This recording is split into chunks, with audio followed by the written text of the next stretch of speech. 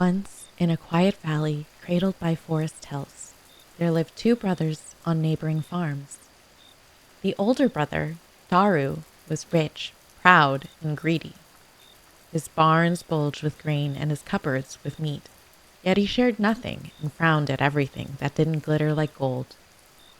The younger brother, Tariq, was poor, humble, and kind. He lived with his wife and three children in a small, weather-worn cottage where warmth came from laughter and food was often just enough, but always shared. Despite the harshness of the seasons, Tariq worked his land with patience. He spoke to his animals as if they were family and never turned away a hungry traveler. One autumn morning, as golden leaves floated down like sleepy butterflies, Tariq was sowing the last of his barley seeds when he noticed a swallow struggling in the weeds. Its wing was twisted and it chirped in pain. Tariq knelt gently.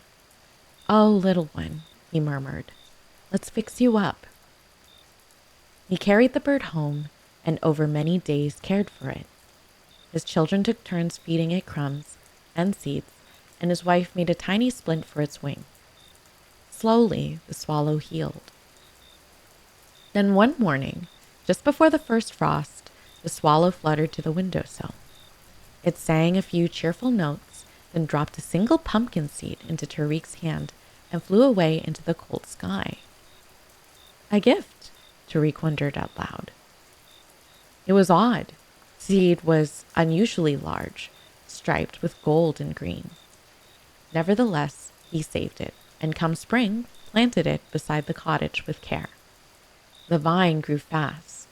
Its leaves stretched wide, curling like dragons, and soon a single massive pumpkin formed.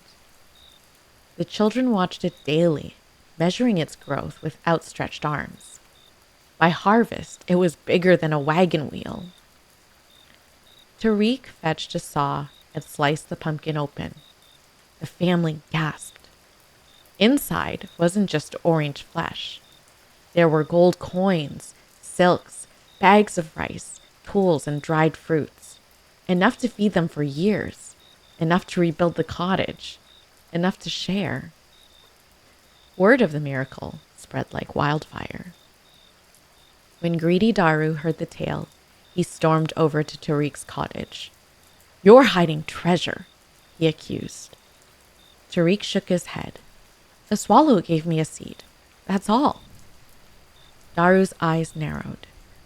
The very next day, Daru set out hunting for swallows. He scoured the woods and meadows with traps, nets, and crumbs. He didn't rescue any injured ones. He simply caught one and snapped its wing in half, hoping to repeat his brother's fortune. "Now, you'll give me a seed," he growled.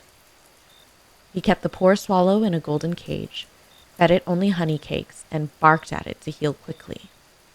When spring came, the bird, still limping from the cruelty, dropped the seed.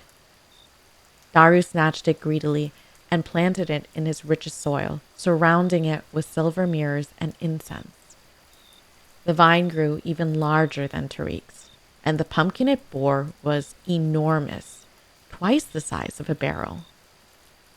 Daru's heart thudded as he opened it. But this time, no gold spilled out. Instead, giant rats leapt from the flesh, hissing and snarling. They bit through his sack of grain, tore through his house, and vanished into the fields.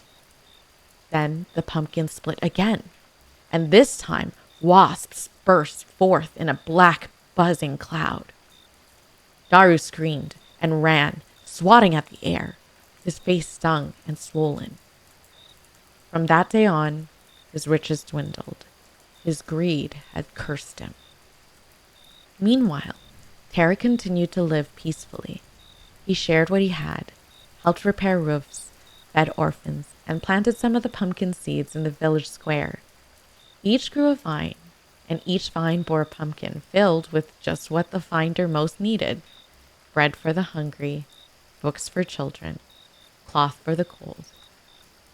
Years passed, and no one forgot the tale.